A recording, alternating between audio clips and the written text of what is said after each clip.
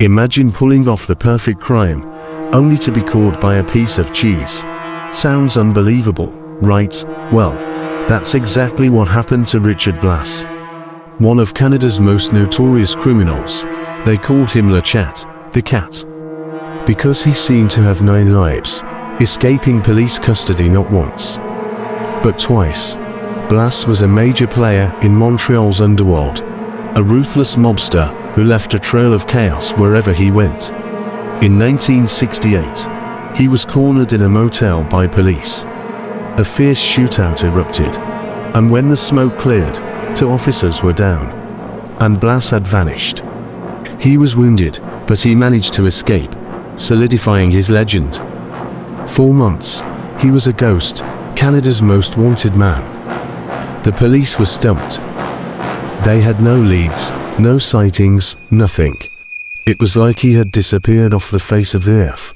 The public was terrified, and the pressure on law enforcement was immense.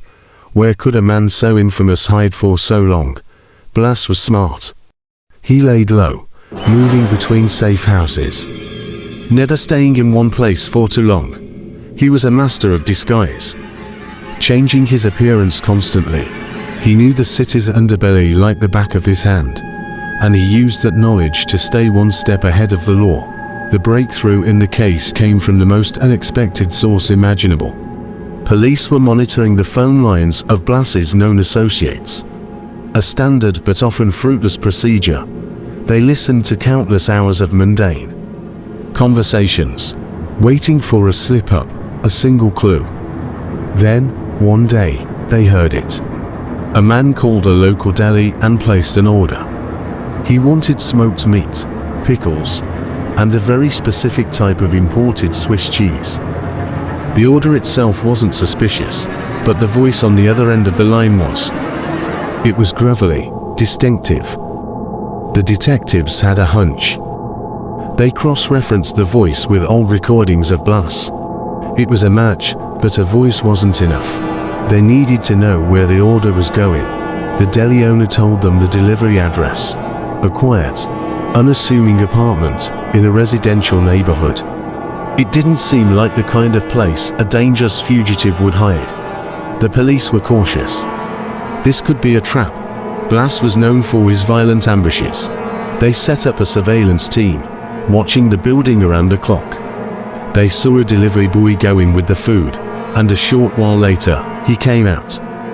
Everything seemed normal, but the police knew Blass was inside. They had to be patient. The stakeout lasted 4 days. Finally, they got the confirmation they needed. A light turned on in a top-floor apartment, and through the window, they saw a silhouette that matched Blass's profile. The time to act was now. A heavily armed tactical team stormed the building, moving silently up the stairs. They breached the door, expecting a gunfight, but the apartment was quiet.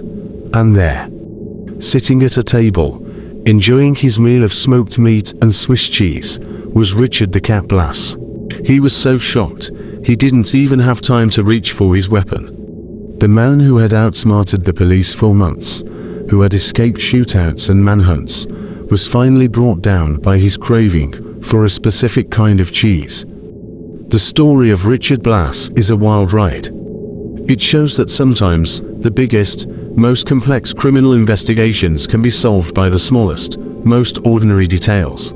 A piece of cheese, a phone call, a simple craving. It's a reminder that no matter how clever a criminal thinks they are, they're still human. And sometimes, it's their own humanity, their simple desires, that leads to their downfall. What do you think is the craziest way a criminal has ever been caught? Let me know in the comments below. Thanks for watching. And don't forget to subscribe for more unbelievable true crime stories.